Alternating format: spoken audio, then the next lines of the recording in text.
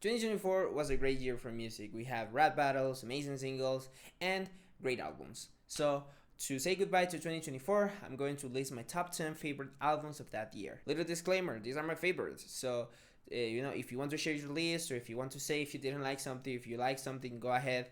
Just not take it too personal. That nobody gives a fuck. We had Gambinos album, Bannerstone and the New World. I did enjoy this album, but I feel it was a little bit over the place. It could have been better, and I just feel there's some songs that didn't belong to that album or were a little bit too weird for me. As I say, a little bit all over the place. But it had great songs like Litonia or Yoshinoya, or bangers like Running Around or Real Love. But in general, I didn't quite enjoy it all the way through.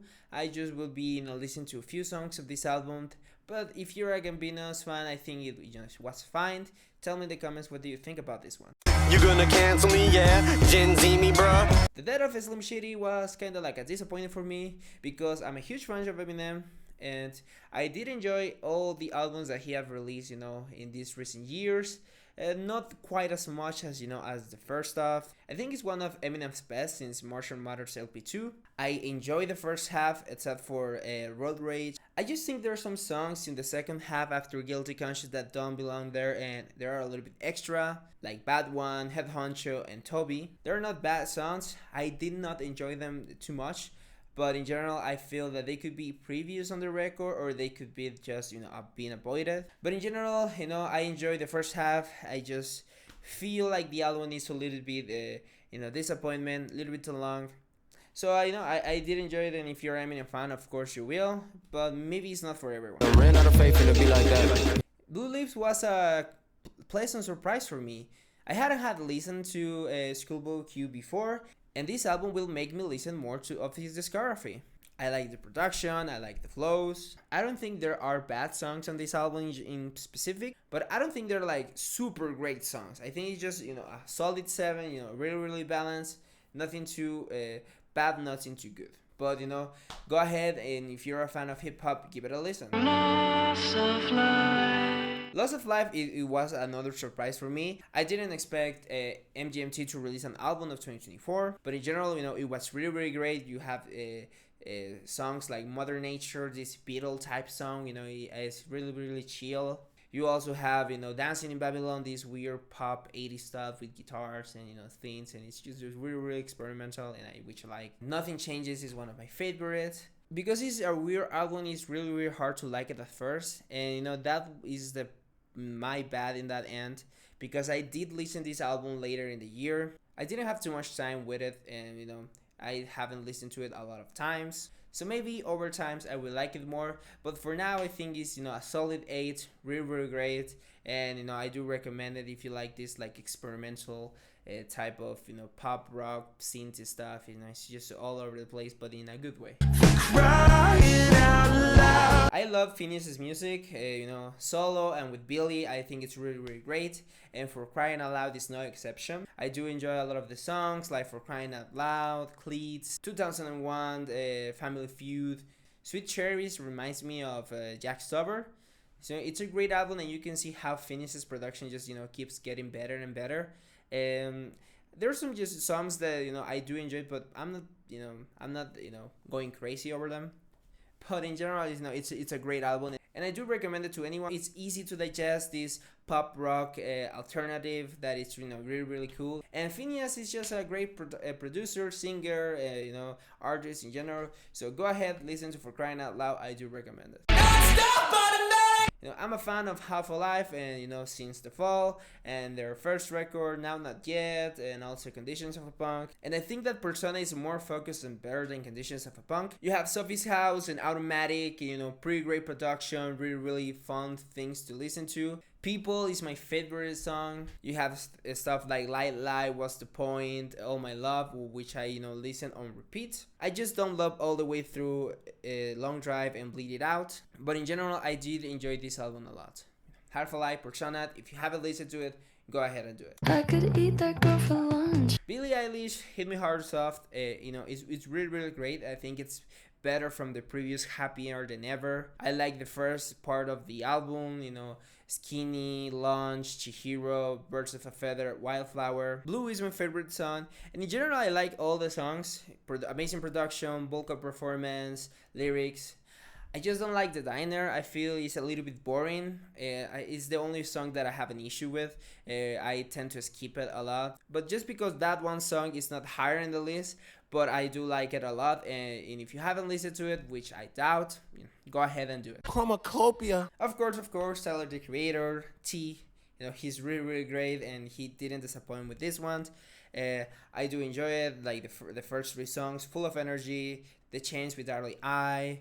The amazing storytelling in Hey Jude. You have bangers like Sticky, Killed You, and I Thought I Was Dead. The only song that maybe I don't like too much is Just Judy, which is, it's a really fun song, but I don't like the lyrics too much. Maybe if they were different, I would like it because I like the topic of the song, but in general, it wasn't for me. And we cannot forget about Like Him. It's just, I think it's top 3 songs of 2024 in general. So Chromacopia, Tyler the Creator, go ahead, listen to it. It's really great. What can I say about this guy and this album that nobody has said? It's just perfection. If you listen to the first 5 songs, Wax Mural, Scrabble Up, Man of the Garden, Hey Now, and Luther with SZA is just amazing. Reincarnated just deserves a video on its own. TVOs is just and in general, a great album. I just have an issue with GNX. I do like the song. People, usually say that it's not good, the production or the beat isn't too great. I do feel it's a little bit, weird and kind of weak. But it's great. It's a great song, but maybe it's a song that you are going to skip more than once when you're listening to the album. Then you finish with Gloria, my favorite song of the album. I think it's difficult to choose with GNX, but in general, Kendrick did an almost perfect album, but it just was that one song that because I didn't put it on number 1. But I think that if I would put it on the number 1, or if you put it on number 1, I wouldn't blame you. It's just Kendrick Lamar, GNX, great album. Of course, we're going to be talking about Brad, Charlie XCX. First time listening to it, and it wasn't a disappointment. I do enjoy it a lot, and it is my favorite album of this year, and one of the best. You go to 360 and it's really fun, and you are just then you have a Club Classics, which is really weird and experimental in a good way. Sympathy is a Knife is just my favorite song. I Might Say Something Stupid reminds me a lot of Bo Burnham's Inside songs, in a weird way. You have Talk Talk, Bondage, Rewind, all the songs, amazing lyrics, amazing production, catchy choruses. Charlie's storytelling just go over the roof from this one. And speaking about storytelling, I think about it all the time. This serious topic about Charlie wanting to be a mother, but she doesn't want to lose her freedom, but also she don't want to miss out of being a mother, and maybe she will run out of time, and she's thinking about it. I think it's a great song. The storytelling is amazing. The beat is entertaining on its own. And then you have 365, and I'm just so Brad, Charlie, I think really great. I do recommend that. It's just amazing. Go ahead and listen to Brad, and pay attention to the lyrics, to the production, to the vocals, everything. Now, number 0, shout out to Mark. My friend, he gave me this idea. And the reason Clancy is up here is not because it's better or it's flawless, but this album is my favorite because I love 21 Pilots a lot, and I do lose a lot of objectivity when I talk about them. So it would be unfair if I talk about Clancy in a way that I say that it's the best. So I wouldn't say if it's better than Brad or any of the other albums. I'm just going to say that I really enjoy it, and I recommend it. I think there's something for everyone, from Tyler's vocals to Josh's drums to Paul Meaning's production to the lyrics to the lore. If you haven't listened to Clancy, I recommend it. Please go ahead and listen to it. It has great songs, great story, great lyrics, and it comes from a place of bias. So take what I say with a pinch of salt. But this was my list of my favorite albums of this year. Tell me which ones I missed, which should I listen to it, and I hope to do one from 2025 this year. And I hope you like it. Please subscribe, and I'm going to see you next week, Friday, for our next video. Bye.